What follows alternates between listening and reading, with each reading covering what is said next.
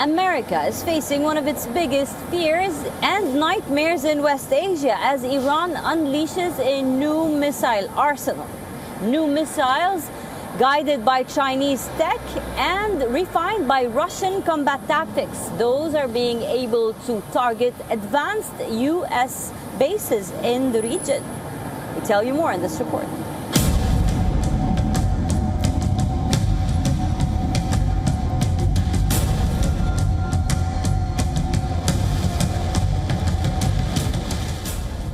The US has the world's most powerful military, but even the strongest military can face a problem when the enemy learns from every attack. Iran has been doing exactly that. Every missile launch reveals what works, every interception reveals what fails, and every strike gives Tehran new data. The result is a missile force that is changing rapidly. Iran's missiles are no longer simply being fired in huge numbers and hoping some get through. The tactics are becoming smarter. Iran is increasingly combining different types of missiles and drones in coordinated attacks. Some weapons fly low. Others arrive at different speeds and from different directions.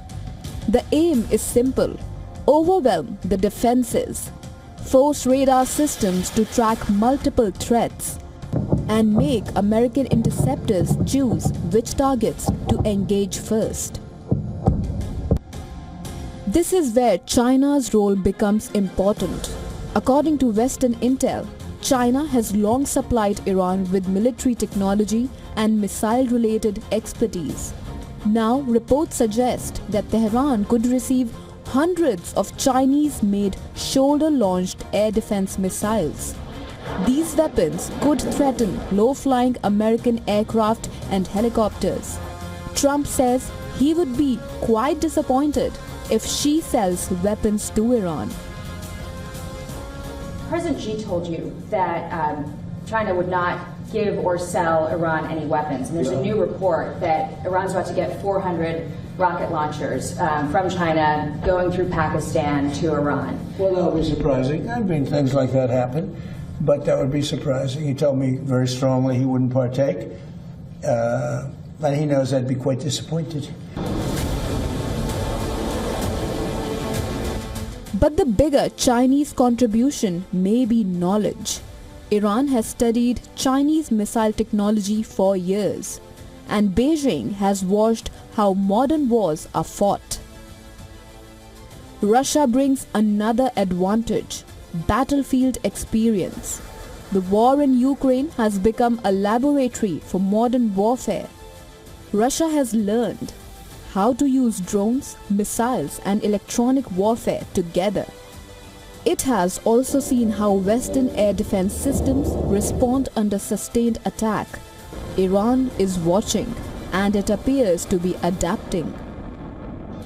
Multiple reports say Iranian missiles have become significantly more accurate, with improvements in guidance and targeting. Iran's new methods are helping improve the precision of its missile arsenal. I think the Iranian regime can make a more credible claim. It's survived as a regime. It has been able to impose this complete closure of the Strait of Hormuz despite all the forces railed against it. And, you know, it's been to hold off the United States. And what we have seen now is the United States really doesn't have any viable military option, or at least one that is conscionable, to take on Iran. It doesn't want to do a land invasion, doesn't want to put boots on the ground. So it has actually limited military options. Now this could explain why America's traditional advantage is becoming harder to maintain. US bases across West Asia are heavily defended. They have Patriot systems, they have fighter aircraft, they have radar and electronic warfare. But no defense can guarantee that every missile or drone will be stopped. Iran does not need to destroy every American base. It only needs to create enough damage to raise the cost of US operations. That is the strategy. Make every sortie more dangerous. Make every base more vulnerable. Force Washington to spend billions defending against each new wave. And this is where Trump faces his double trouble. We have never allowed, and we will never allow the United States to determine when there is war or peace. We will defend ourselves whenever our interests require it, whenever our circumstances require it, whenever we believe we can use diplomacy as a tool to safeguard our national interests. We will certainly use it as such. Iran is developing its own battlefield experience. China can provide weapons and technology. Russia can offer lessons from a war that has already tested modern missiles and drone tactics. Together, they could help Tehran become a much harder target. Trump shrugs off the concern, but hints he would raise the issue with his Russian counterpart. Well, we'll find out on that soon. I'll ask Putin about it. We'll find out. It hasn't had much impact because we've knocked the hell out of them. What do you think? They have no navy. They have no nothing. So it hasn't worked out well. I don't think they've been doing it. Certainly not at a high level. And if they have, it has been very unimpactful.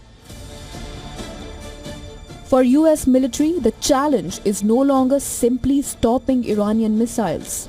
It is stopping an entire ecosystem of military learning, because every time Iran attacks, it learns. And if China and Russia keep helping Tehran improve, the next Iranian missile barrage may be more precise, more coordinated, and much harder to stop. That is the real danger. The missile may be Iranian, but the lessons behind it could come from much further away.